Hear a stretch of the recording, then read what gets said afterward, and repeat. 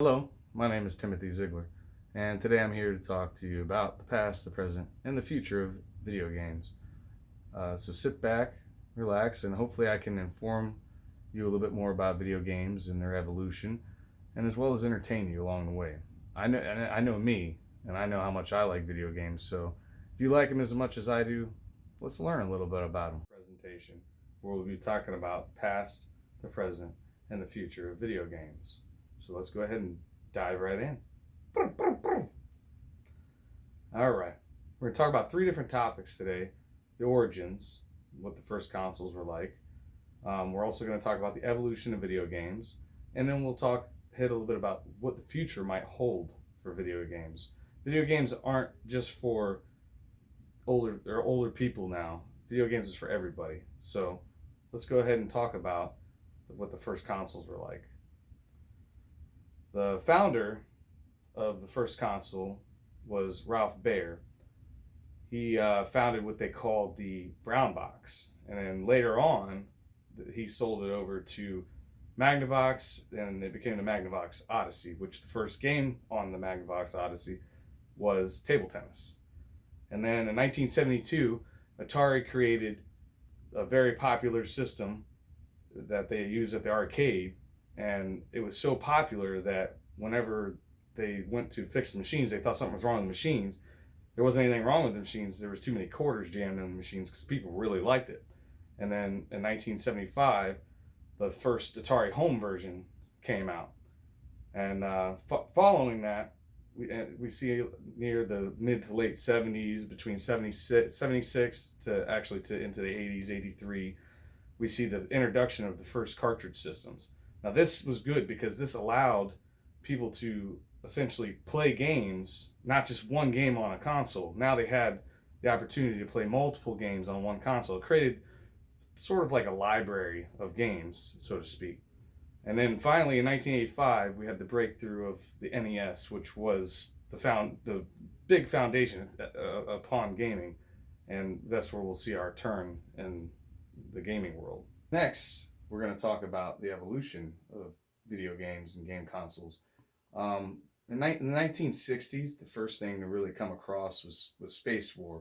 And that was basically, it was kind of the start of games, but it was only introduced to college students at MIT. So we really get into gaming in the 1970s. That's really the decade of games were the foundation. The first consumer cartridge was in the 1970s, and the first consumer video game, the Atari, was in the 1970s. And then proceeding on into the 80s, you see the evolvement. The arcade world returns, which was the original, whenever the original Atari came out, was on arcade. But now the arcade world started booming in the early 80s. And then all of a sudden, like I said, you have NES coming out. You have PCs making a big rise with their Madden series. And then also in the very end of that decade, you had the portable gaming system for the first time, which is the Game Boy. Moving on to the 90s, now you're looking at Super Nintendo. This is just bringing back so many memories. It's crazy. The PS1, PS1. I remember some of the games on there. The Crash Bandicoot. Oh, it's like I said, bringing back memories. The N64 was also brought up in the 90s, toward the late 90s, and then the PC also, it was booming. Now moving on to the 2000s, early 2000s.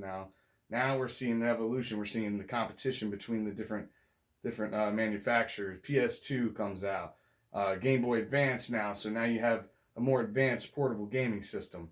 The Nintendo DS as well, and the Xbox 360 and the PlayStation 3 are all within that early 2000s era. They're popping out systems left and right compared to back in the day, because the gaming world is flourishing. And then finally in the 2010 era, now we're seeing the consoles that we have today, and we're getting more advanced, and such as the Xbox One, the PS4, the Wii U, and we're finding more interactive games, more games that you could play. It not only play with a controller, but you have virtual reality starting to come into effect. There's so many elements involved, and this was really the expansion of gaming from the very first game back in the 1960s at MIT in a dorm room, leading all the way up to these super graphical interfaces. All right, last but not least, we're going to talk about the future of gaming. Now, in my previous slide, I told you about how things evolved, games evolved, and now I want to talk about what some of the foresight is on the gaming world, where we're going with it. To start, we have virtual reality, and virtual reality actually goes hand in hand with the behavior modification section as well, because what they're going to be trying to do is utilize that behavior modification in such a way that, or the virtual reality in such a way that they can help modify students' behaviors and their learning abilities by essentially giving them a virtual world where they can try things, and if they fail, it's okay, but they'll be able to learn from their failures without hurting anybody. So virtual reality is a big one. Mobile gaming, that was something I had on my last slide, but I forgot to touch on, which essentially was that mobile gaming, since the mid 2000s, 2010 era, it was on the rise. Now, mobile gaming is actually one of the largest gaming consoles of all that people are actually utilizing is the mobile gaming world, and the future of that is going to be great. And as far as the money that's pumped into the mobile gaming world, it's quite a bit. Also, gaming diversity in the future, and as far as even right now, back in the day, gaming was just for guys. It was for dudes. Not anymore. 46% of all gamers right now are females. So you can see the turn of the tides. Like, the gaming world is big. People want to escape reality sometimes, and that's one of the best ways to do it, is go play a video game. Also, one of the last things was the AR glasses, which is basically like, it's augmented reality. So you see some of these like Google glasses, stuff like that, but they're also talking about having games on your glasses. Now, I don't know if that's a good idea or a bad idea, but that's something they're talking about for the future as well. And lastly, I'll touch on the indie games. The games are no longer just being created by companies and corporations and large, people are making games in their basement now, and they're coming out and they're flourishing. I mean, look at Minecraft. That's a perfect example. I mean, that's become such a big game, and it was just a few guys that did this. It was all indie games. So the future of gaming is big, and there's a lot of investment going to be played into it. So thank you again for attending my little speech on video games here.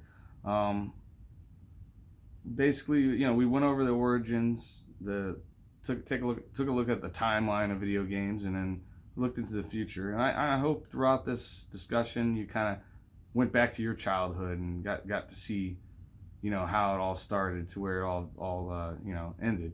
And I hope that I was able to, educate you on a couple things, as well as entertain you about the past, the present, and the future of video games.